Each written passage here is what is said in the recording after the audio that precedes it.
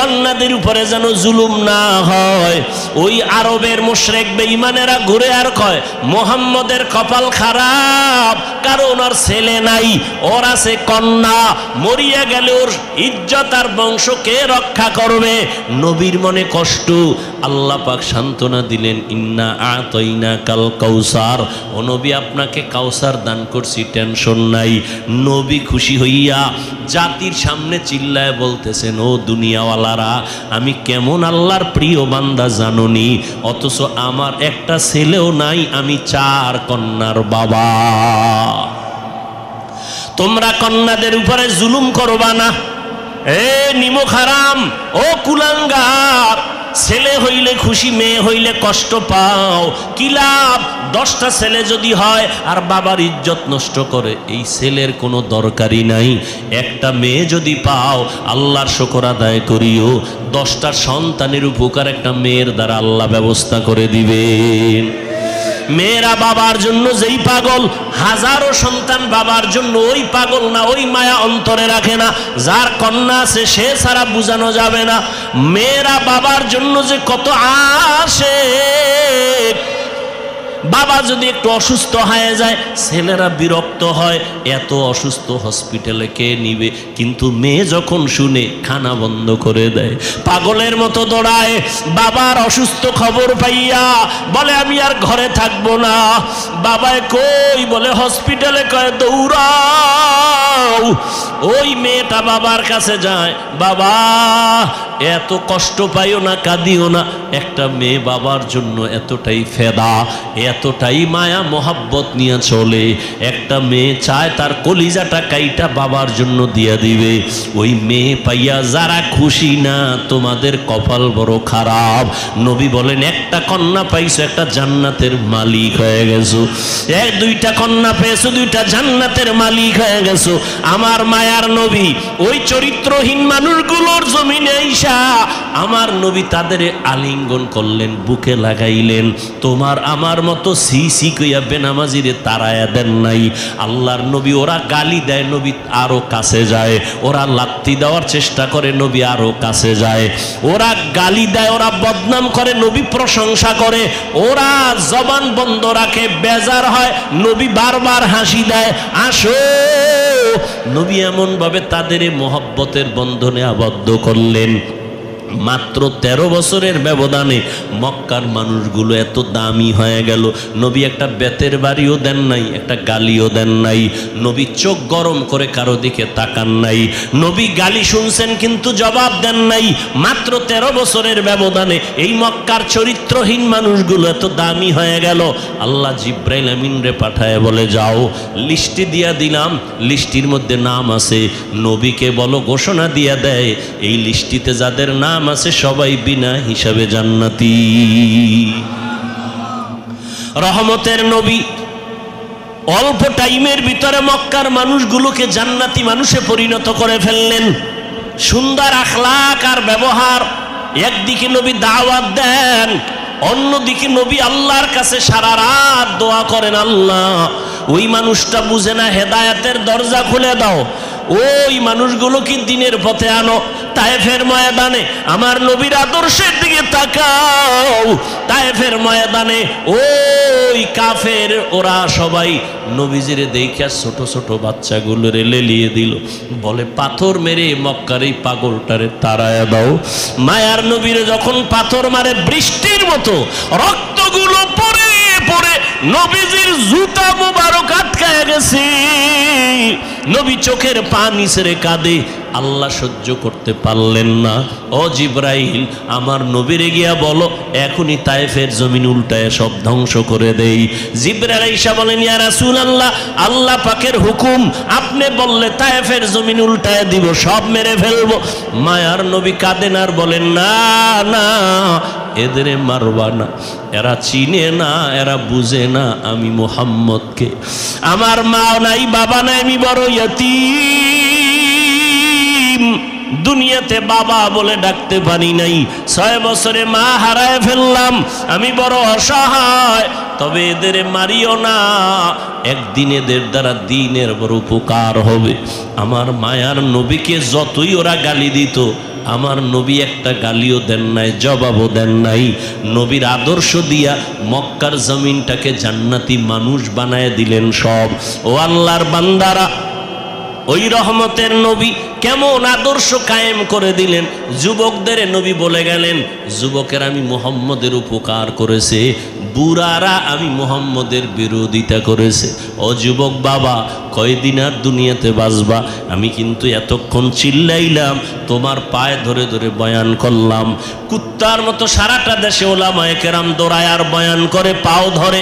ও আল্লাহর বান্দারা, বিনিময়ে তোমরা একটা টাকাও দাও না, বরং গালি দাও, বিরোধিতা করো।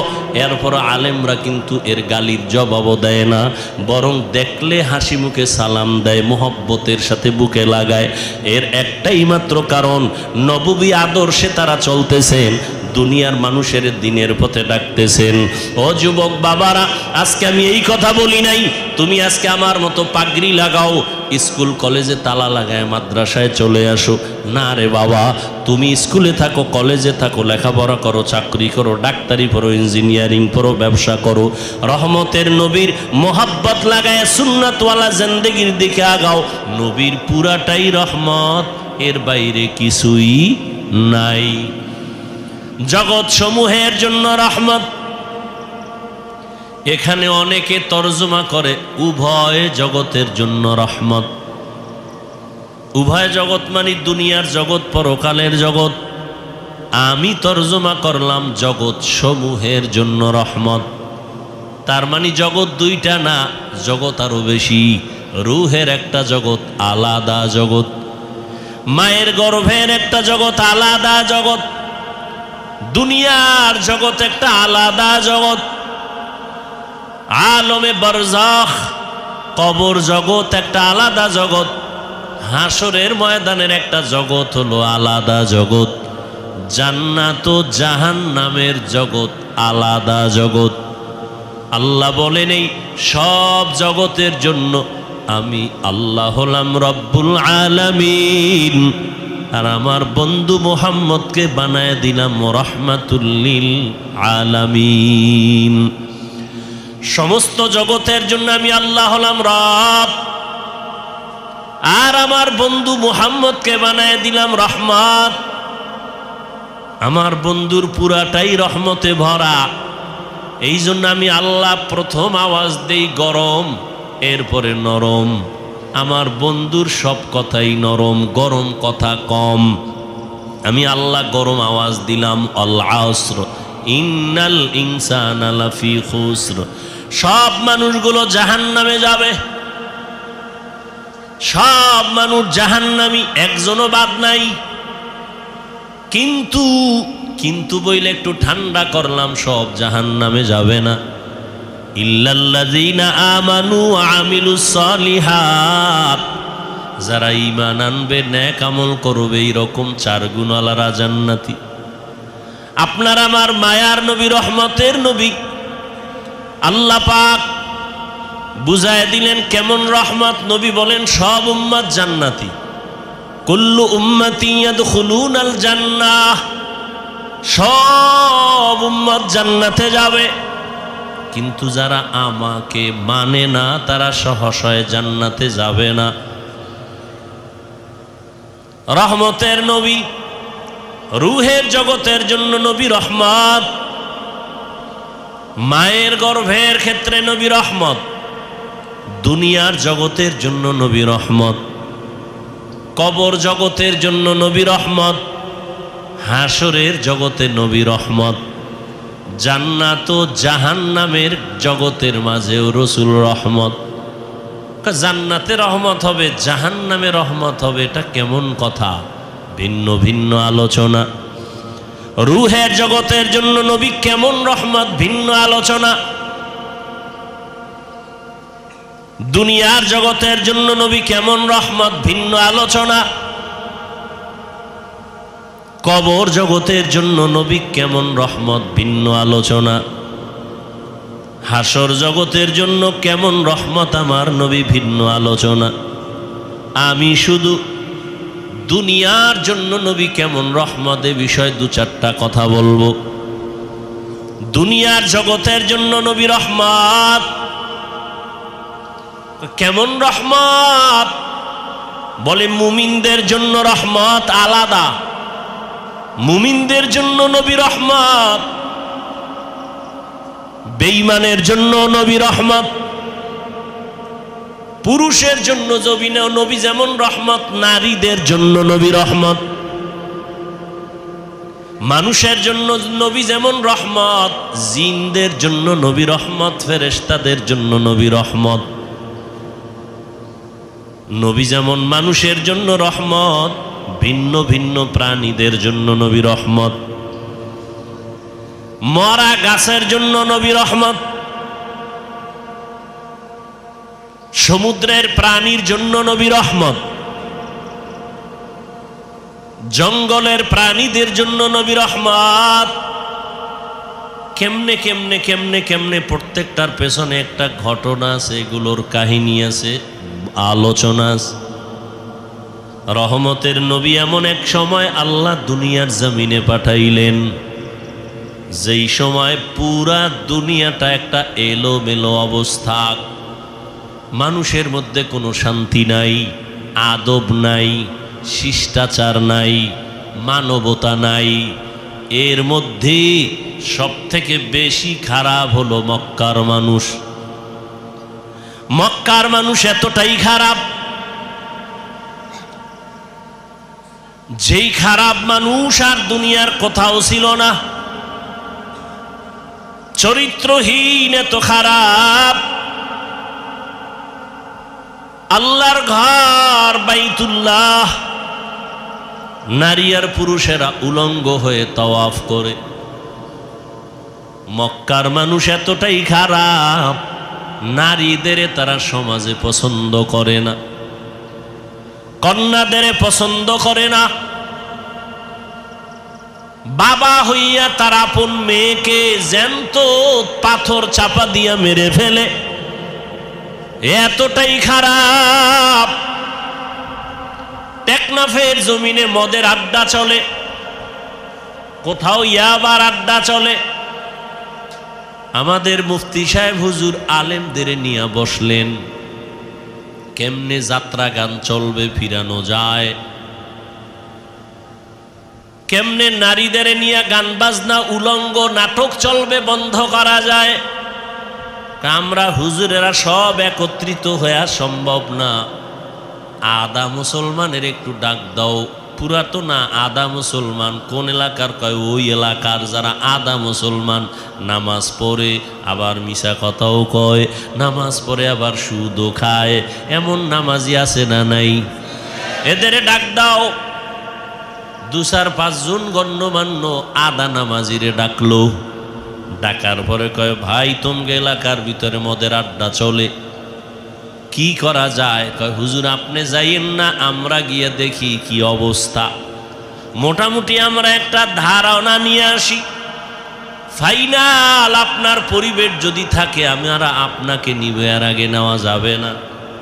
হুজুর যদি ডাইরেক্ট এসে যায় নারীদের আড্ডায়, নারীদের নাচ গানের প্যান্ডেলে, মানুষ বলবে এত বড় হুজুর কেমনে আসলো, লজ্জা কি নাই? ঠিক নি? কেমনে আসলো এই বেহায়া নারীদের আড্ডাখানায়? কিন্তু আমার আল্লাহ পাকের নিজাম, সারা দুনিয়ার মানুষগুলো মুরব্বি হারা, মানবতা নাই, ব্যবহার ভালো নাই, চরিত্র ভালো নাই। মক্কার মানুষ আরো খারাপ। কোন ভালো হুজুর, ভালো আলেম খারাপ জায়গায় প্রথমে যায় না, মানুষ খারাপ বলে, বলে না? বলে না? আমার আল্লাহ, আমার নবী কেমন পবিত্র, কোনো তুলনা নাই। কিন্তু তারে আল্লাহ এমন জায়গায় পাঠাইলেন যেই জায়গার মানুষ পুরা দুনিয়ার মধ্যে চূড়ান্ত খারাপ। দেখছেননি কারবার? দুনিয়ার মধ্যে চূড়ান্ত খারাপ যেই মানুষগুলো, সেখানে আপনার আমার পবিত্র নবীকে পাঠাইলেন। এমন এক সময় রহমতের নবীকে আল্লাহ পাঠাইছেন। সারা দুনিয়ার মানুষ এত খারাপ হলো কেন? এখান থেকেও একটা পয়েন্ট আমরা বুঝে নিতে পারি। সারা দুনিয়ার মানুষ সব খারাপ কেমনে? আর বাইতুল্লাহ যেই ঘর, দামি ঘর, দেখলেই কলিজা ঠান্ডা, দেখলেই সওয়াব, এই জায়গার মানুষ অন্য মানুষের তুলনায় একটু কম খারাপ থাকবে, এরা আরো বেশি খারাপ। কারণ কি? এর একমাত্র কারণ হলো এদের কাছে কোনো মুরব্বী নাই। উম্মতের মুরব্বী নবী ঈসা নবী নাই। আমগো নবী আসবেন, মাঝখানে অনেক সময় চলে গেল, মুরব্বী নাই। আবার যারা মুরব্বীর চেয়ারে ছিলেন, ক্রমান্বয়ে তারা দুনিয়ার লোভে পড়ে হক আর বাতিলটাকে খলতমলত করে ফেলল, ওলট পলট করে ফেলল। দুনিয়ার লোভ তাদেরকে হকের রাস্তা থেকে পিছনে নিয়ে গেল। এই জন্য যারা মুরব্বী মানবে না, তাদের মরার আগেই পদস্খলন হবে। আল্লাহ মানুষ বানাইছেন, মানুষ বানায় মানুষ যেন তার সম্মান ঠিক রাখিয়া চলতে পারে, সেজন্য দুইটা ব্যবস্থাও দিয়েছেন। প্রথম ব্যবস্থার নাম মুরব্বী মেনে চলো। দ্বিতীয় ব্যবস্থার নাম আল্লাহর দেওয়া কিতাব অনুসরণ করো। বর্তমান দুনিয়াতে মানামানির ক্ষেত্রে তিনটা দল আছে সারা দুনিয়ায়। এক দল বলে আমরা মুরব্বী মানি না, আমরা কিতাব মানি, কোনো ব্যক্তি মানি না। চায়ের দোকানে বইয়া চা পান করে আর আড্ডা দেয়ার খায়। আমরা হাদিস কোরআন মানি, কোনো হুজুর টুজুর মানি না, ওলিয়া উলিয়া মানি না, মাযহাব মানি না, আমরা কোনো ব্যক্তি মানি না। যারা শুধু কিতাব মানি বলে, ব্যক্তি মানে না, আল্লাহর কসম তারা ভণ্ড।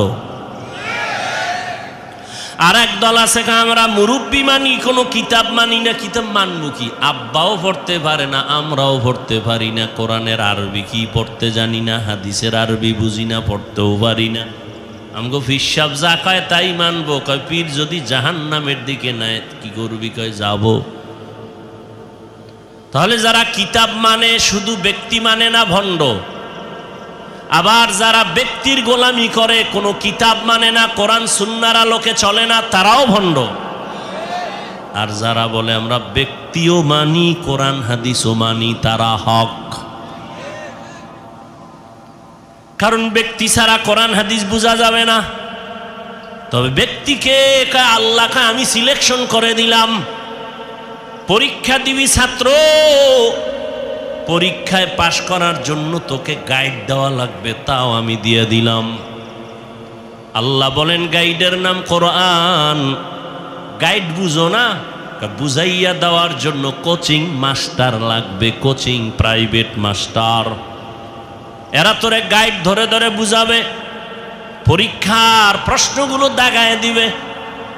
আল্লাহ বলেন আমি গাইড দিলাম কোরআন, আর এই গাইডকে তোর কাছে বুঝাইয়া দেওয়ার জন্য আমি কোচিং মাস্টার বানাইলাম, রাহমাতুল লিল আলামিন।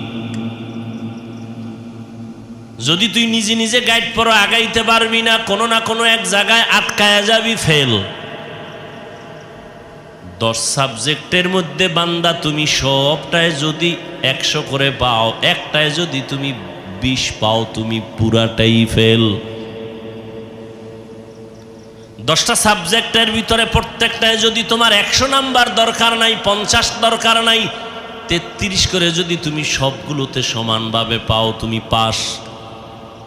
কিন্তু 9টা সাবজেক্টে তুমি 100 নাম্বার পাইছো, একটায় পাইছো মাত্র 28 বা 25, তুমি পুরা সাবজেক্ট ওয়ারি ফেল।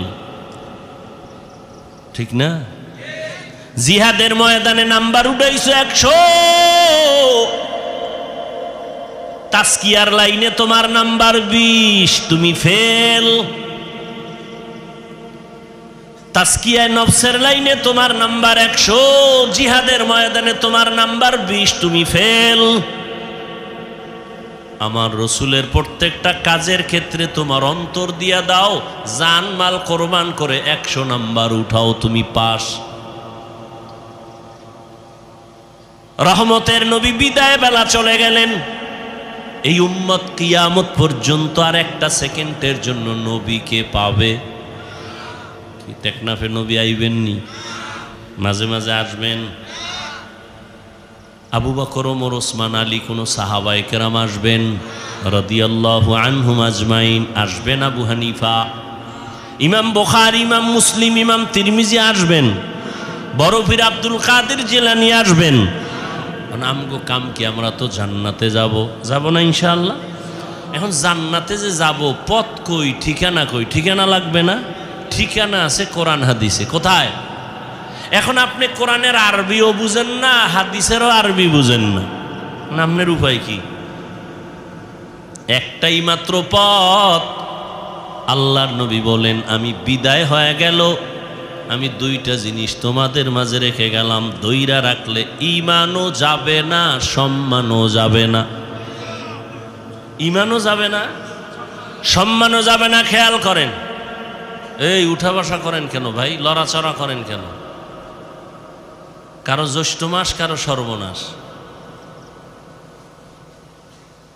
ভালো করে বুঝার চেষ্টা করেন, খুব সাবধান। কিয়ামত পর্যন্ত কেউ আসবেন না, নবী আসবেন না, সাহাবায়ে কেরাম আসবেন না। জান্নাতে তো যেতে চাই, ঠিকানা কোরআন হাদিসে কিন্তু পড়তেও পারি না, কপাল খারাপ। হাদিসের আরবি বুঝি না, ব্যাখ্যা তো পরের কথা। কোরআনের তরজমা বুঝি না, ব্যাখ্যা পরের কথা। ওয়ালা দল্লিন আছে না? প্রত্যেক নামাজেই কিন্তু এই আয়াত পড়ি, গায়রিল মাগদুবি আলাইহিম ওয়ালাদ-দাল্লিন।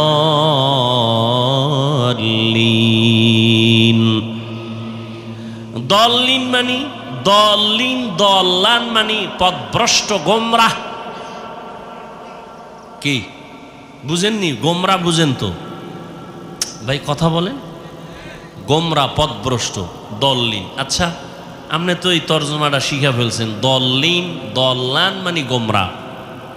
এই তর্জমা সব জায়গায় যদি করেন, দেখেন তো, ওয়াদ্দুহা ওয়াল্লাইলি ইযা সাজা মা ওয়াদ্দাআকা রাব্বুকা ওয়া মা ক্বালা ওয়ালাল আখিরাতু খায়রুল লাকা মিনাল উলা ওয়ালা সাওফা ইউতিকা রাব্বুকা ফাতারদা আলাম ইয়াজিদিকা ইয়াতীমান ফাআওয়া। এরপরের আয়াতটা যারা পারেন পড়েন, ওয়াওয়াজাদাকা দাল্লান ফাহাদা। আল্লাহ নবীর শানে আয়াতগুলো বলছেন। দল্লান পইরে আসছেন, দল্লিন মানে গোমরা। নবীরে বলবেন, আল্লাহ বলছেন, নবী আপনি গোমরাহ, আপনি পথভ্রষ্ট, আমি আপনাকে হেদায়াত দিছি। রসুলের শানে এই কথা বলে বেয়াদবি না? কথা বলেন না কেন? কারণ আপনি তো বাংলা তর্জমা শিখছেন, কারণ আপনি তো বলবেন নবীও গোমরা।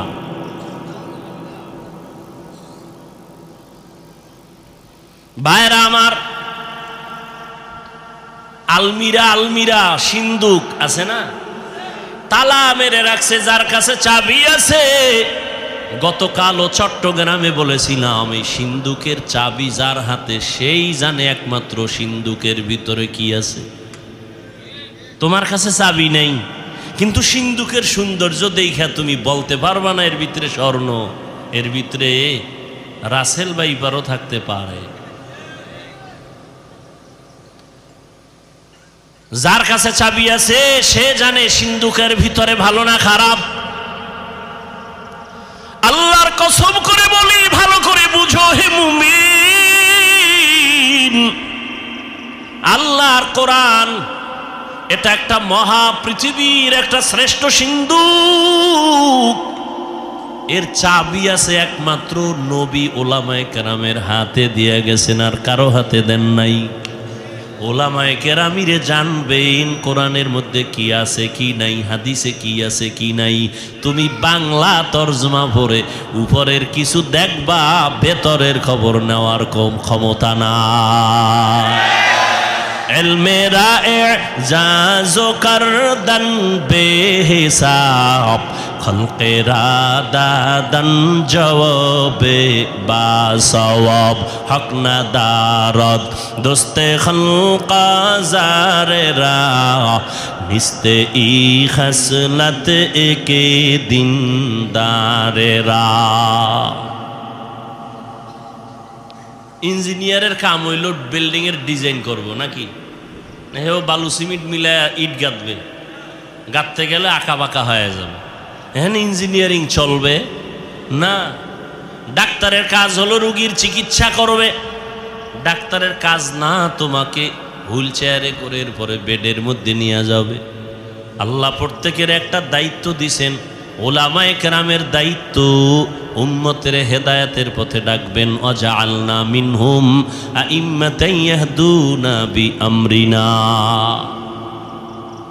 ওলামায়ে কেরামের কাজ হলো বড় কাজ, মূল কাজ, মানুষের হেদায়েতের পথে ডাকবেন। ইয়াহদুনা বিআমরিনা, ইয়াদউনা বিআমরিনা বলেন না, ইয়াহদুনা বিআমরিনা।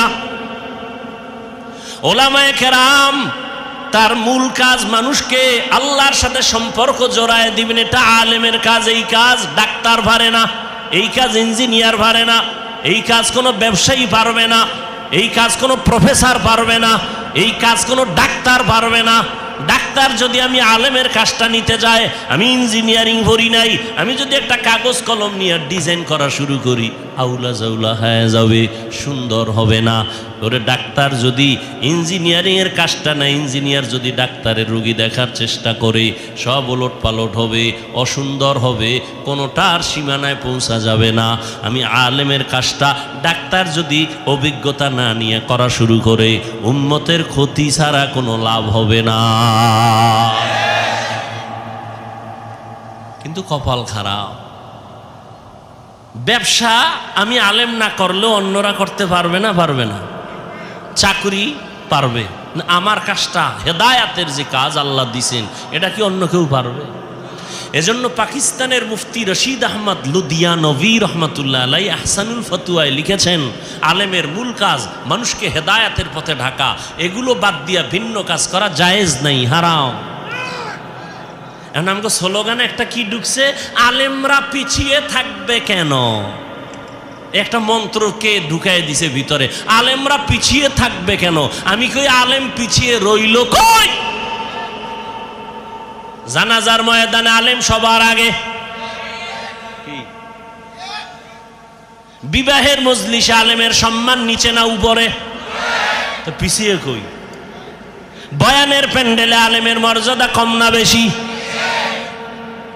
এমপি সাহেব দেখলে কয় হুজুর দোয়া কইরেন, মন্ত্রী মহোদয় কয় হুজুর মোনাজাতটা আপনিই দেন। কেন মন্ত্রী আপনি পারেন না? আব্বাও দেন, আমিও বুঝি না, আপনিই দেন।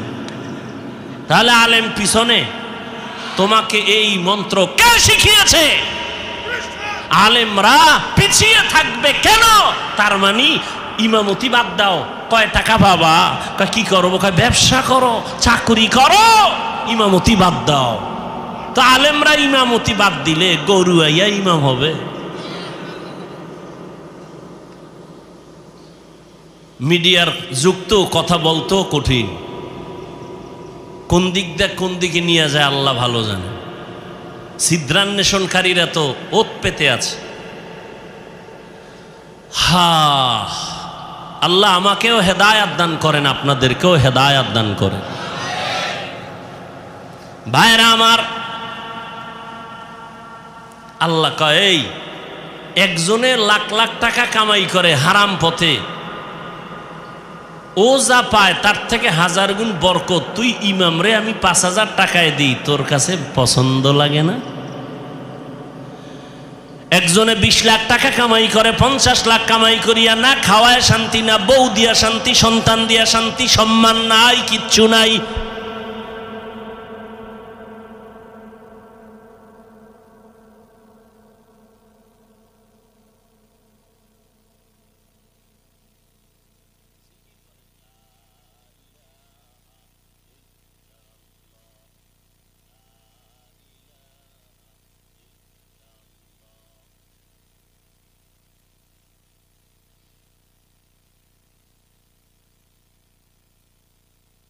ইল্লাল্লাহু মুহাম্মাদুর রাসূলুল্লাহ। কি ভাই জিকির কোন পীর সাহেবের না আল্লাহর? তো জিকিরের সাথে আপনাদের দুশ্মনী আছে?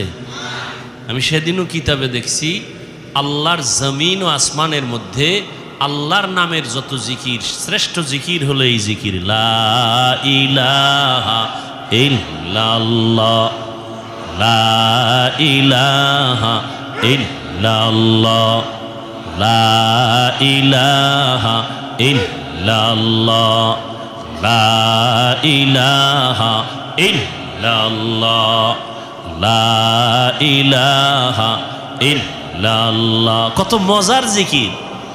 আহ, জিকিরে হক আমদ গদাই রূহে রা, মরহম আমদ ই দিলে মজরুহে রা।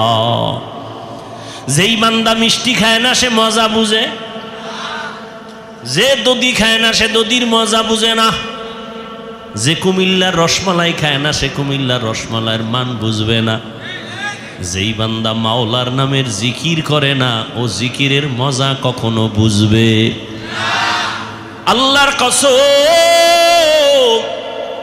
যত কঠিন থেকে কঠিন মুসিবতে আপনি পড়ে যান, আপনি সাথে সাথে আমার মাওলাকে স্মরণ করেন, লা ইলাহা ইল্লাল্লাহ, লা ইলাহা ইল্লাল্লাহ, লা ইলাহা ইল্লাল্লাহ, লা ইলাহা ইল্লাল্লাহ। অর্থ কি? ও আল্লাহ, আপনি ছাড়া আর কোনো আমার ইলাহ নাই, কোনো রাজ্জাক নাই, কোনো মাহবুদ নাই, কোনো মাশুক নাই, কোনো মাহবুব নাই। আপনি আমার একমাত্র মালিক। ইজ্জত দেওয়ার মালিক আপনি ছাড়া আমার কেউ নাই, সম্মান দেওয়ার মালিক আল্লাহ আপনি ছাড়া কেউ নাই, রিজিক দেওয়ার মালিক আপনি ছাড়া আমার কেউ নাই। ও আল্লাহ, আমার সম্মান আপনি হেফাজত করেন, ইজ্জতের হেফাজত করেন, রিজিকের ব্যবস্থা করেন। ও আল্লাহ, মুসিবত থেকে হেফাজত করেন। এই নিয়তে জিকির করবেন, জিকির করবেন মোহব্বত লাগাইয়া, কোনো তাবিজ লাগবে না। এটাই হলো মুসিবত থেকে হেফাজতের বড় তাবিজ। ইমাম সাহেবরা তাবিজ লেখেন, আপনারা আবার রাগ করেন না। যাগো তাবিজ লাগবে এরা তো দরজায় গিয়ে সিরিয়াল দিবেই। ভাইরা আমার, কি কথা জানি বলতেছিলাম, গেছে, ভুলে গেছে আধা মিনিটে। ওলামায়ে কেরাম, আল্লাহ পাক রব্বুল আলামিন বলে, তাকায় দেখ, দুনিয়ার মানুষ কোটি টাকা কামাই করিও শান্তি নেই, তোরে ৫,০০০ টাকায় কেমন শান্তি দিছি জানোনি? মাসে মাসে ৫ লাখ টাকা কামাই করে, ঘরের মধ্যে খাওয়ার মতো পেটওয়ালার সংখ্যা আছে মাত্র কম। কারণ ওরা পেটওয়ালা খানার সংখ্যা কমাইছে, ট্যাবলেট খাইয়া সন্তান বাড়ায় না। আর তুই চাকরি করো, মসজিদে খেদমত করো, বেতন ১০,০০০, মাদ্রাসায় পড়ো ১০,০০০, ৫-৭ মাস বাকি, তোর ঘরে খানেওয়ালার সংখ্যাও বেশি না। কারণ আমরা তো ট্যাবলেট খাই না। আমরা তো রসুলের ওই হাদিসটা যেদিন শুনলাম, ওই বাড়ির মাইয়া বিয়া করবি যেই বংশে সন্তান বেশি হয়। কারণ কিয়ামতের ময়দানে আমি মুহাম্মদ অন্য নবীর উম্মতের তুলনায় আমি বেশি উম্মত নিয়ে গর্বের সাথে জান্নাতে যাব। ভাইরা আমার, কিন্তু কথা কেমনে বলি, বড় কঠিন। যারা স্লোগান দেয় ট্যাবলেট খাইয়া, ছেলে হোক মেয়ে হোক দুটার বেশি না, একটা হলে ভালো হয়, না হইলে আরো ভালো। এই ট্যাবলেটওয়ালারা বলো, ২০ বছর আগের তুলনায় বর্তমানে মানুষের সংখ্যা বাংলাদেশে কম না বেশি? তো ট্যাবলেট কই? তোমরা যে সন্তান বন্ধ করলা জন্ম নিয়ন্ত্রণ করিয়ে, কই কমাইতে তো পারলা না। কারণ কি? বান্দা চাইলে কিছুই হয় না, আমার আল্লাহ চাইলে সব হয়। আল্লাহ যা চাইবেন তাই হবে, বান্দা যা চাবে তা হবে না। তবে হ্যাঁ, বান্দা চাইলেও হবে যদি বান্দার চাওয়াটা আল্লাহর চাওয়ার সাথে মিলে যায়। ভাইরা আমার, আল্লাহ পাক চাইছেন মানুষ বাড়াবেন। এখন বেঈমানের কথা, কমাও কমাও, মানুষ কমাও কেন? দুইটা কথা, দুইটা স্লোগান, কারা মানুষ বেশি হলে থাকবে কই, খাবে কি? এই স্লোগান দুইটা। আল্লাহ কয় দোনোটার চাবি আমার হাতে রাখছি। মানুষ কই থাকবে ব্যবস্থা আমি করব, মানুষ কি খাবে ব্যবস্থা আমি করব। মুরব্বীরা বলেন তো 1% জায়গা বুঝেন না? মুরব্বীরা বলেন না কেন? কয় শতাংশ? 1% জায়গায় যেই পরিমাণ ধান হইতো 20 বছর আগে, এখন কম না বেশি? বাড়াইছে সরকার। আপনার আব্বা কে বাড়াইছে? আগে 10টা পেয়ারা খাইলো জিব্বায় টের পায় না কি খাইছি, আর এখন 1টা কেজি পেয়ারা একজনে খাওয়া যায় না। এই খানার বরকত কে দিছে? ওয়াতারযুকু মান তাশাউ বিগাইরি হিসাব।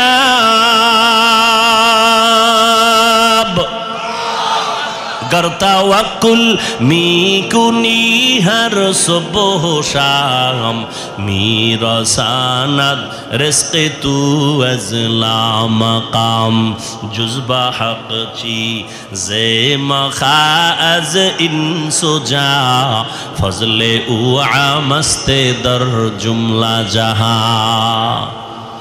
রিজিক আগের তুলনায় বরকত বাড়ছে না? এখন কিন্তু খাওয়ার মানুষ নাই, খানা আছে অনেক, খাওয়ার মতো মানুষ নাই। 10 জনের খানা একজনে খাইতে পারতো, এই মানুষও ছিল না, এখন নাই। এখন নাই কিন্তু কিলাকিলিটা আছে, খাইতে চায় বেশি, পারবে আধা কেজি কিন্তু 1 কেজি নিয়ে টানাটানি। ডাক্তার বলছে মিষ্টি খাওয়া হারাম, হয়ে গেছে সবে বরাতে মিষ্টি আনতে মসজিদে তবারক। 1 পটলা নিয়ে 1 হাতে পকেটে নিয়ে আর 1 হাত বাড়াইছে আর 1 পটলা নেওয়ার জন্য। আছে না নেই? একজনের পিছন দিয়ে তাকায় দেখে আমি একটাই ভাই না, ও একটা ভাই আর একটা লই টানে কেন? ও পিছনের লই টান দিছে। টান যখন দিছে 2 জনের ভিতরে লাগছে ঝগড়া কিলাকিলি। শেষ পর্যন্ত একজনও আর খাইতে পারল না, খালিয়াতে বাড়ি। খাইতে পারে না কিন্তু খাওয়ার আগ্রহ নিয়ে জুলুম পর্যন্ত মানুষ করে, গরিবের উপরে জুলুম করে। আল্লাহ বলেন দেখ রিজিকের চাবি আমার হাতে রাখলাম। এই চাবিটা দুনিয়ার কারো কাছে দেয় নাই আল্লাহ। যদি সরকারের হাতে দিতেন, দুনিয়ার কোনো কোটিপতির হাতে দিতেন, আমগো হুজুরগো কত আগে না খাওয়া মেরে ফেলতো, ঠিক না? কিন্তু আল্লাহ দেখছেন নি মহামারী করোনা চোখে আঙ্গুল দিয়ে আল্লাহ দেখায় দিলেন। সারা দুনিয়াটা স্তব্ধ হয়ে গেল, চাকরি বন্ধ, ব্যবসা বন্ধ, স্কুল বন্ধ, কলেজ বন্ধ, ট্রেন বন্ধ, প্লেন বন্ধ, দোকান বন্ধ, সব বন্ধ হয়ে গেল। তাকায় দেখছো আল্লাহর কোরআনের একটা মাদ্রাসাও বন্ধ হয় নাই। কয়জন হুজুর না খাইয়া মারা গেছে করোনার সময়? ভিক্ষা করছে কিছু দাও। আল্লাহ তাদের অল্প টাকা দেয় কিন্তু এর মধ্যে বরকত অনেক বেশি। বরকত বুঝেননি? একজনে 3 প্লেট খাইয়া কয় আরো কিছু দে থাকলে, আর একজনে 1 প্লেট দিয়া 4 জনে খাইয়াও কিছু থেকে যায়, পেটে খাওয়ার জায়গা নাই, ক্ষুধা নাই। এ হলো বরকতি খানা। আল্লাহ রিজিকে বরকত দেয়। কেউ খাওয়ার পরে কয় বাথরুমের দরজা তাড়াতাড়ি খোল, আমার পেটের অবস্থা বড় খারাপ, নিম্ন চাপ শুরু হয়ে যাচ্ছে। আর একজনে খায় দিব্যি আরামে ঘুমায়, কোনো টেনশন নাই, কোনো রোগ নাই, ডাক্তার নাই। আল্লাহ বলেন ওরে বান্দা তাকায় দেখ, ইহুদি খ্রিস্টান সমস্ত দুনিয়ার বিধর্মীরা চায় ইসলামের আলো বন্ধ হয়ে যাক। আমার আল্লাহ বলেন আমি আলোটা কেমনে জ্বালাইছি দেখছুনি? করোনায় সব বন্ধ, কোরআনের আলো বন্ধ নাই, কোনো হুজুর না খায় মরে নাই। কেমন কুলাঙ্গার সন্তান! বাবায় করোনায় আক্রান্ত, ছেলেরা ট্রিপল মাস্ক লাগায়া বাবার কাছেও যায় না করোনা। এলাকার গরিবের টাকা দিয়ে কয় লাশটা বাইরে ফেলে রাস্তায়। টাকা পায় গরিবেরা বাবার লাশটা রাস্তায় ফেলে আসলো। সন্তানরা দরজা জানালা আটকায় দিল, জানালা খুলি একবারও তাকায় নাই বাবার লাশটা কি কুত্তায় খাইলো নাকি জানাজা হলো, আর দেখেই নেই। কি হইল? ওই করোনার সময় শত শত লাশ। ইতিহাস ভুলে যাইও না রে যুবক, ওই করোনার সময় শত শত লাশ। আমার দেশের কিছু পুলিশ ভাইরা আর অধিকাংশ টুপিওয়ালা ওলামায়ে কেরামরা এই করোনার লাশগুলো নিজের কাঁধে নিলেন, গোসল করাইলেন, কাফন পরাইলেন, দাফন ভরাইলেন। একজন হুজুরেও করোনায় মরে না। আল্লাহ চোখে দেখায় দিলেন আঙ্গুল দিয়ে, এরপরও যারা দেখবে না কি আর করার। যে দেখবে না সে আমি হাফিজুর রহমানেরটা দেখবে তো পরের কথা, মক্কা মদিনার ইমামেরটা দেখবে দূরের কথা। স্বয়ং রাসূল যদি বয়ান করে এরপরও কপালে কালেমা আসবে না। এরকম দুই একটা বেঈমানের নাম আপনারা জানেন না, যে রাসূলের বয়ান শুনিয়াও কালেমা পড়ে না। এরকম বেঈমানের নাম জানেননি? কে কে? আবু জাহাল নামের বেঈমান হাতের মুষ্টির মধ্যে পাথর নিয়ে কয়, ভাতিজা বলতে পারো হাতের মুষ্টির মধ্যে কি আছে? বলতে পারলে কি হইব? আমি এখন তোমারে নবী মানবো, কালেমা পড়ব। নবী বলেন, আমি হাতের মুষ্টিতে কি আছে জানি না।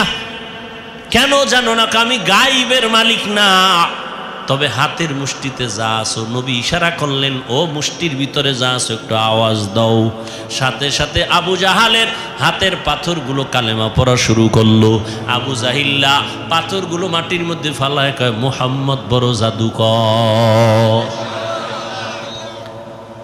নবীজির বয়ান শুনিয়াও কপাল পরা কালেমা পড়ে না। আর আমার মাওলা যদি কপাল খুলে দেন, নবীকে জবাই করতে আসিয়াও কালেমার মালা গলায় লাগা। কে কে? মান ইয়াহদিল্লাহু ফাহুয়াল মুহতাদ ওয়া মান ইউদ্লিল ফালান তাজিদা লাহু ওয়ালিয়াম মুরশিদা। রহমতের নবীর আলোচনা করতেছিলাম। রহমতের নবী উম্মতের মাঝে দুইটা জিনিস রেখে গেলেন, কোরআন আর সুন্নাহ। কোরআন হাদিস একটু আগেই কিন্তু বলছি জান্নাতের ঠিকানা আছে কোরআন হাদিসের ভিতরে, কিন্তু নবী কোরআন আর হাদিস রেখে গেলাম বলেন নাই, বলছেন আমি কোরআন আর সুন্নত রেখে গেলাম। এই দুইটা জিনিস আঁকড়াইয়া ধরো, ঈমানও যাবে না, সম্মানও যাবে না। এই পৃথিবীর বর্তমান পরিস্থিতি বড় খারাপ।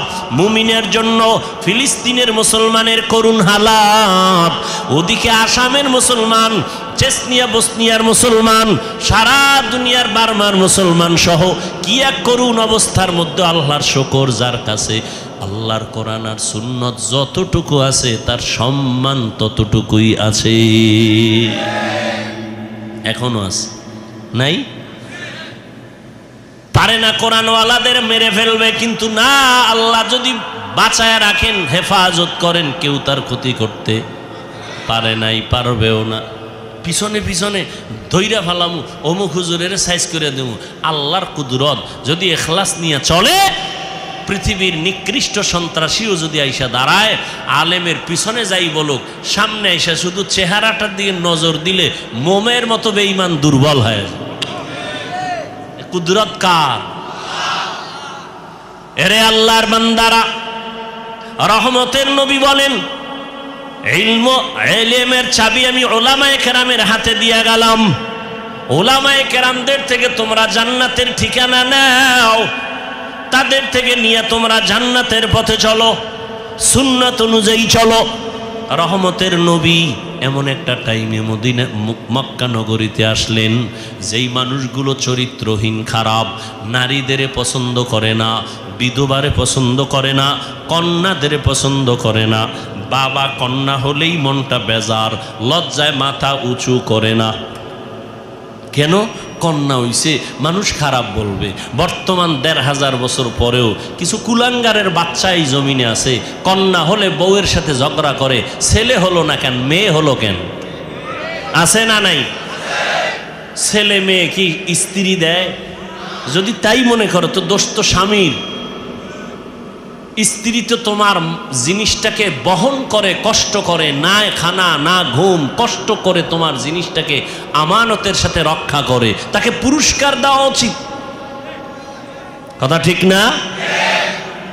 জীবনের মূল কষ্ট মায়ের প্রসব বেদনা, সাত আসমান সাত জমিন তখন মায়েরই মাথায়। জীবনের মূল কষ্ট মায়ের প্রসব বেদনা,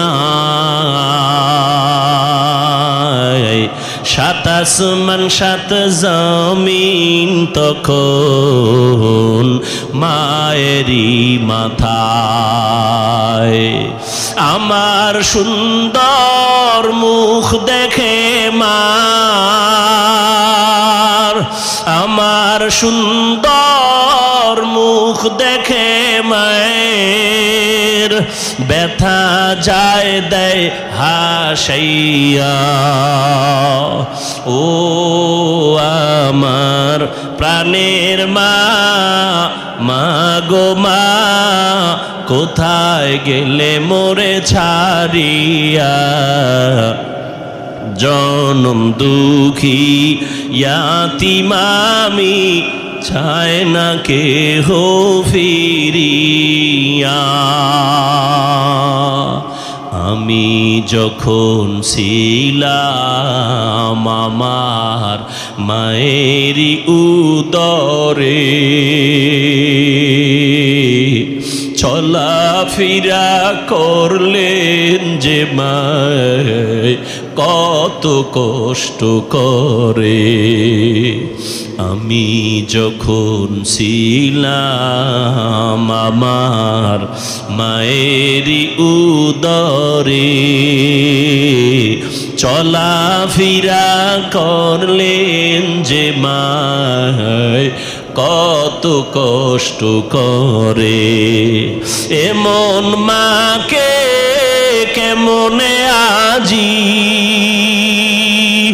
এমন মাকে কেমনে আজি যাব আমি ভুলিয়া। ও আমার প্রাণের মা, মা গো মা, কোথায় গেলে মোরে ছাড়িয়া? জনম দুঃখী ইয়াতীম আমি, চায় না কেহ ফিরিয়া। এরে আল্লাহর বান্দা, মা একটা সন্তান নিয়ে কতই যে কষ্ট করেন, স্বামীকে বুঝাইলেও জীবন ভর বুঝবে না রে বাবা। ওই বোঝা তো তোমার মাথায় কোনো দিন আসে না রে বাবা। আম্মা জান ঘুমাইতে গেছেন, হঠাৎ বেদনা শুরু, ঘুম নাই, সারাটা রাত কান্নায় চলে গেল। খানার প্লেট নিয়ে বসছেন, খেতে পারে নাই, ব্যথা শুরু হয়ে গেছে। সারা দিন আম্মাজান কান্না করে কাটাইলেন। ও আল্লাহর বান্দা, আম্মাজানের কণ্ঠ বাহিরের কেউ শুনে না কখনো, কিন্তু প্রসব বেদনা যখন শুরু হয়ে গেল, আম্মাজানের চিৎকারের আওয়াজ, আশেপাশের মানুষ বাড়িওয়ালারা ঘুমাইতে পারে না। মহিলা ঘরের মধ্যে কখনো কণ্ঠের আওয়াজ শুনি নাই, কিন্তু এখন চিল্লায় কেন রাত্র 12টার ভোরে? খবর নিয়ে দেখে বাচ্চার প্রসব বেদনা শুরু হয়ে গেছে। আম্মাজানের মনটা এতই যে দুর্বল, মনে হয় যেন মরিয়াই যাবে, এত চিৎকারের আওয়াজ। আমার দাদি, আমার নানি পাশে বসে আম্মাকে বুঝাইছে, থামাইতে পারে না। আম্মাজান এক পর্যায়ে নিরুপায় নিজেরে মনে করিয়া স্বামীকে ডাকছে, আমার বাবারে ডাকছে। আব্বাজানকে গোপনে ডাইকে আমার দাদি নানিরে কয়, চলে যাও, আমার স্বামীকে একটু কাছে আনো। আমার স্বামীকে কাছে আনলেন। আম্মাজান স্বামীর হাতটা ধইরা চোখের পানি ছেড়ে কাঁদে আর কয়, স্বামী, আমি আপনার ঘরে সংসার করতে গিয়ে কত বেয়াদবি করেছি, আপনার যেইভাবে খেদমত করা দরকার আমি করতে পারি নাই, দয়া করে আপনি আমার দাবিটা ছেড়ে দেন, আমাকে মাফ করে দেন। আব্বাজান বলে, বিবি তুমি এমন কেন করো? বলে, আমার মাথায় মনে হয় 7 আসমানের বোঝা চেপে আসছে, আমার মনে হয় মরণ, আমি মরিয়া যাব, আর দুনিয়ার সূর্য বুঝি দেখতে পারবো না, প্রসব বেদনা সহ্য করতে পারি না রে স্বামী। বাবা সান্ত্বনা দিয়া কয়, ধৈর্য ধারণ করো, আমি আল্লাহর কাছে দোয়া করতেছি। দিনদার স্বামী গিয়া নামাজের মুসাল্লায় দাঁড়াইয়া একটা চিৎকার দিয়া কয়, রে মালিক, কুদরতের ক্ষমতা জাহের করে দাও, আমার স্ত্রী মরণাপন্ন অবস্থায় বাচ্চা প্রসবের বেদনা সহ্য করতে পারে না রে আল্লাহ, কুদরতের সাথে তুমি আসান করে দাও। ও আল্লাহর বান্দারা, ওই প্রসব বেদনায় মা যতটা কান্না করেছেন, যতটা কষ্ট করেছেন, তুমি আমি সারা জিন্দগির কামাই রুজি আর চামড়া খুলিয়াও যদি মাকে জুতা বানায় দেই, কোনো দিন মায়ের ঋণ আদায় করা কোনো সম্ভব হবে না। ও আল্লাহর বান্দারা, আমার মায়ার নবী এই মায়ের সম্মান বজায় রেখেছেন, কন্যাদের উপরে যেন জুলুম না হয়। ওই আরবের মুশরিক বেঈমানেরা ঘুরে আর কয় মুহাম্মদের কপাল খারাপ, কারণ ওর ছেলে নাই, ওর আছে কন্যা, মরিয়া গেলে ওর ইজ্জত আর বংশ কে রক্ষা করবে। নবীর মনে কষ্ট, আল্লাহ পাক সান্ত্বনা দিলেন, ইন্না আতাইনা কাল কাউসার, ও নবী আপনাকে কাউসার দান করছি, টেনশন নাই। নবী খুশি হইয়া জাতির সামনে চিল্লায় বলতেছেন, ও দুনিয়াওয়ালারা, আমি কেমন আল্লাহর প্রিয় বান্দা জানোনি, অথচ আমার একটা ছেলেও নাই, আমি 4 কন্যার বাবা। তোমরা কন্যাদের উপরে জুলুম করবা না, এ নিমক হারাম, ও কুলাঙ্গার। ছেলে হইলে খুশি, মেয়ে হইলে কষ্ট পাও, কি লাভ? 10টা ছেলে যদি হয় আর বাবার ইজ্জত নষ্ট করে, এই ছেলের কোনো দরকারই নাই।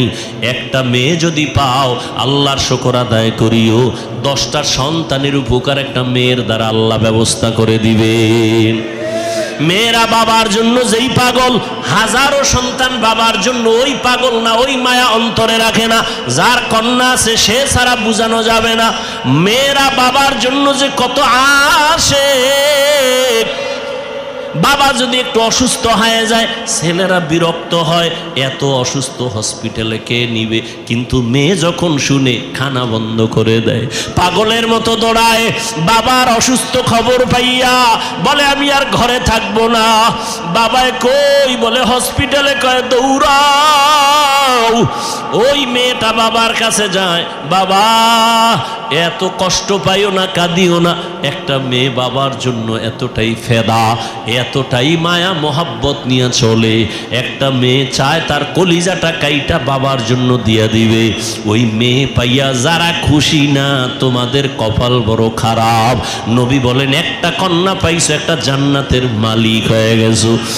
2টা কন্যা পেয়েছো, 2টা জান্নাতের মালিক হয়ে গেছো। আমার মায়ার নবী ওই চরিত্রহীন মানুষগুলোর জমিনে আইসা আমার নবী তাদের আলিঙ্গন করলেন, বুকে লাগাইলেন। তোমার আমার মতো সি কইয়া বেনামাজিরে তারায়া দেন নাই। আল্লাহর নবী ওরা গালি দেয়, নবী আরো কাছে যায়। ওরা লাত্তি দেওয়ার চেষ্টা করে, নবী আরো কাছে যায়। ওরা গালি দেয়, ওরা বদনাম করে, নবী প্রশংসা করে। ওরা জবান বন্ধ রাখে, বেজার হয়, নবী বারবার হাসি দেয়, আসো। নবী এমন ভাবে তাদের মহব্বতের বন্ধনে আবদ্ধ করলেন। মাত্র 13 বছরের ব্যবধানে মক্কার মানুষগুলো এত দামি হয়ে গেল। নবী একটা বেতের বাড়িও দেন নাই, একটা গালিও দেন নাই। নবী চোখ গরম করে কারো দিকে তাকান নাই। নবী গালি শুনছেন কিন্তু জবাব দেন নাই। মাত্র 13 বছরের ব্যবধানে এই মক্কার চরিত্রহীন মানুষগুলো এত দামি হয়ে গেল। আল্লাহ জিব্রাইল আমিন রে পাঠায় বলে, যাও লিস্টি দিয়া দিলাম, লিস্টির মধ্যে নাম আছে, নবীকে বলো ঘোষণা দিয়া দেয়, এই লিস্টিতে যাদের নাম আছে সবাই বিনা হিসাবে জান্নাতি। রহমতের নবী অল্প টাইমের ভিতরে মক্কার মানুষগুলোকে জান্নাতি মানুষে পরিণত করে ফেললেন। সুন্দর আখলাক আর ব্যবহার। একদিকে নবী দাওয়াত দেন, অন্যদিকে নবী আল্লাহর কাছে সারা রাত দোয়া করেন, আল্লাহ ওই মানুষটা বুঝে না, হেদায়েতের দরজা খুলে দাও, ওই মানুষগুলোকে দিনের পথে আনো। তায়েফের ময়দানে আমার নবীর আদর্শের দিকে তাকাও।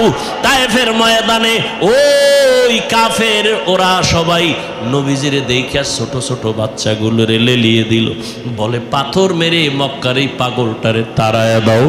মায়ার নবীরে যখন পাথর মারে বৃষ্টির মতো রক্তগুলো পড়ে পড়ে নবীজির জুতা মুবারক আটকায় গেছে। নবী চোখের পানি ছেড়ে কাঁদে। আল্লাহ সহ্য করতে পারলেন না। ও জিব্রাইল, আমার নবীরে গিয়া বলো এখনই তায়েফের জমিন উল্টায় সব ধ্বংস করে দেই। জিব্রাইল আইসা বলেন, ইয়া রাসূলুল্লাহ, আল্লাহ পাকের হুকুম, আপনি বললে তায়েফের জমিন উল্টায় দিব, সব মেরে ফেলবো। মায়ার নবী কাঁদেন আর বলেন, না না, এদের মারবা না, এরা চিনে না, এরা বুঝে না আমি মুহাম্মদকে। আমার মা নাই, বাবা নাই, আমি বড় ইয়তীম, দুনিয়াতে বাবা বলে ডাকতে পারি নাই, 6 বছরে মা হারায় ফেললাম, আমি বড় অসহায়। তবে এদের মারিও না, একদিন এদের দ্বারা দিনের বড় উপকার হবে। আমার মায়ার নবীকে যতই ওরা গালি দিত, আমার নবী একটা গালিও দেন নাই, জবাবও দেন নাই। নবীর আদর্শ দিয়া মক্কার জমিনটাকে জান্নাতি মানুষ বানায় দিলেন সব। ও আল্লাহর বান্দারা, ওই রহমতের নবী কেমন আদর্শ কায়েম করে দিলেন। যুবকদের নবী বলে গেলেন, যুবকের আমি মুহাম্মদের উপকার করেছে, বুড়ারা আমি মুহাম্মদের বিরোধিতা করেছে। ও যুবক বাবা, কয়দিন আর দুনিয়াতে বাঁচবা? আমি কিন্তু এতক্ষণ চিল্লাইলাম, তোমার পায়ে ধরে ধরে বয়ান করলাম, কুত্তার মতো সারাটা দেশে ওলামায়ে কেরাম দৌড়ায় আর বয়ান করে, পাও ধরে। ও আল্লাহর বান্দারা, বিনিময়ে তোমরা একটা টাকাও দাও না, বরং গালি দাও, বিরোধিতা করো। এরপর আলেমরা কিন্তু এর গালির জবাবও দেয় না, বরং দেখলে হাসি মুখে সালাম দেয়, মোহব্বতের সাথে বুকে লাগায়।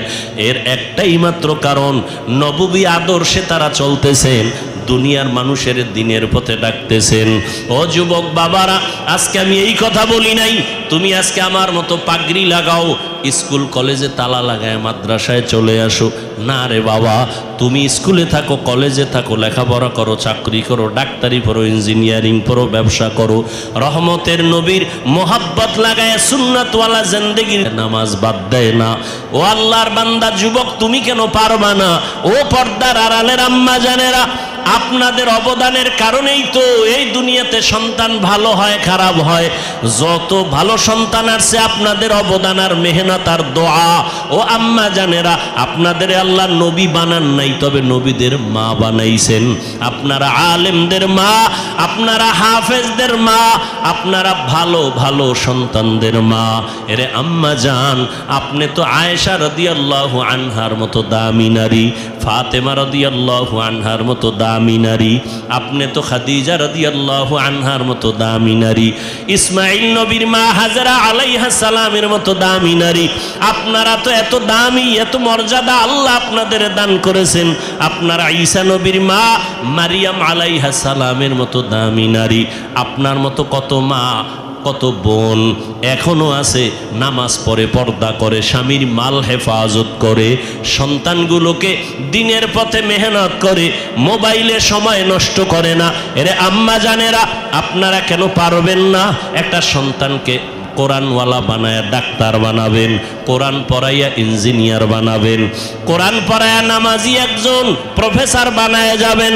ওই সন্তান ডাক্তারি করলেও কোরআন পড়িয়া মা বাবার জন্য দোয়া করবে। এমন একটা আদর্শ সন্তান দুনিয়াতে রেখে যাবেন। ও সন্তানেরা, মা বাবার দোয়া নাও, বেঁচে থাকলে মায়ের কাছে যাও। মাকে যদি বলো, মা এই যুবকেরা দেখলাম কত তওবা করলো, কান্না করলো, আমার তওবার নিয়তি আসে না, কান্নাও আসে না, কারণটা কি? মনে হয় আল্লাহ আমার গুনার কারণে বেজার হয়ে গেছে, দিলটা পাথর হয়ে গেল, চোখে পানি নাই। মা, তুমি মাথায় হাত দিয়ে একটু দোয়া করে দাও। তুমি যদি দোয়া করো, আল্লাহ পাক কবুল করে আমাকে হয়তো রাস্তা খুলে দিবেন। মা যদি দোয়া করে দেয়, কপাল খুলে যাবে। ও আল্লাহর বান্দারা, এখনো যদি অন্তর তৈরি থাকে তওবার জন্য, পিছনে তো কম নামাজ ছাড়ো নাই, কম বেপরদায় চলো নাই, গুনাহ তো কম করো নাই। এখন আল্লাহর কাছে মনে মনে বলো, হে দয়ার মালিক, তুমি তো রিজিকের মালিক, তুমি আমার হায়াতের মালিক, তুমি তো আমার ইজ্জত দেওয়ার মালিক।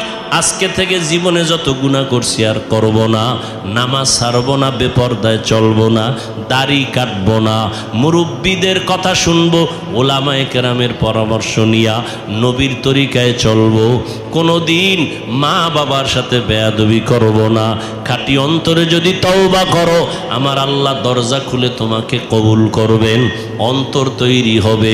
তবে এটাও সত্য কথা, আবু জাহালের মতো কিছু অন্তরওয়ালা দুনিয়াতে থাকবে, হাজারো বয়ানে দিল নরম হবে না, বয়ানের পরে বাইরে গিয়ে তারা বিরোধিতা করে গুনার পাল্লা ভারী করবে। আর ওমরের মেজাজওয়ালা যারা গুনার কথা স্মরণ করে চোখের পানি ছেড়ে তওবা করবে, ও আল্লাহ জাহান্নামের আগুনের গরম সহ্য করতে পারবো না রে মালিক, সূর্যের গরম সহ্য করতে পারবো না, ও আল্লাহ তুমি মাফ করে দাও, দুনিয়া থেকেই আমি তওবা করে নিলাম। যদি আল্লাহর বান্দা তওবা করার খাঁটি নিয়ত থাকে, অন্তরে কোনো মুনাফিকি না থাকে, তওবার নিয়ত থাকলে দুটো হাত আমার আল্লাহকে দেখায় দাও। আয় আল্লাহ আমাদের তওবা কবুল করে নেন, হাতগুলো কবুল করে নেন। আয় আল্লাহ তওবার উপরে মজবুত হইয়া উলামায়ে কেরামের পরামর্শ নিয়া নবীজির সুন্নত অনুযায়ী চলার তৌফিক দান করে দাও।